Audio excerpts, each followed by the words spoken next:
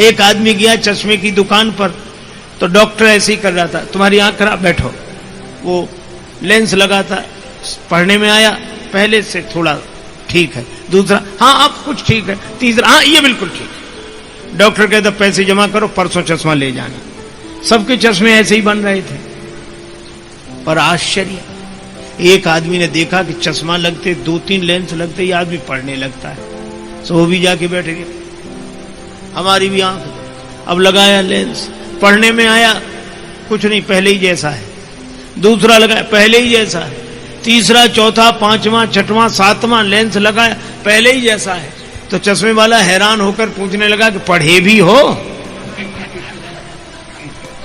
पढ़े भी हो? तो कहने लगा कि पढ़े होते तो चश्मे की दुकान पे ही काहे को आते?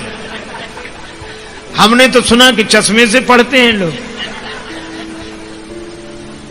तब उसने कहा कि चश्मे से तो पढ़ते हैं, पर चश्मे से ही नहीं पढ़ते हैं। पढ़ाई भीतर होनी चाहिए, तब चश्मे से बाहर दिखाई देती है। और इसी तरह जिन्होंने परमात्मा को पढ़ लिया है, उनके नेत्रों से सर्वत्र परमात्मा ही परमात्मा दिखाई देता है। तो सकल एक थे एक सचेता, पर एक अलग है सबसे, सबकर परम प्रकाशक जोई, राम अनादि अवधपति सोई। एक आदमी मरने लगा, मरते मरते उसने एक वसीयत लिखी कि मेरी संपत्ति का बंटवारा इस तरह हो, आधी संपत्ति बड़े बेटे को, चौथा हिस्सा छोटी बेटी को, छोटे बेटे को 5वां हिस्सा बेटी को। मर गया। कुछ दिन बाद लोग बैठे, वसीयत निकाली गई, तो कहा छोड़ क्या गया है जिस पे बंटवारा करें? कहा वसीयत के संपत्ति के नाम पर छोड़ गया था 19 ऊंट, अब बांटो। 19 ऊंटों को, आधी संपत्ति बड़े बेटे को और चौथा हिस्सा छोटे बेटे को, 5वां हिस्सा बेटी को। पंच बोले एक काम करो, ऊंटों को बेचकर रुपया बांट दो। और घर वाले बोले नहीं, जो लिखा है वही, जो लिखा है वही होना चाहिए। पंच बोले ये तो हम कर ही नहीं सकते, क्या करें? तब तक एक ऊंट वाला अपने ऊंट पर बैठकर आया।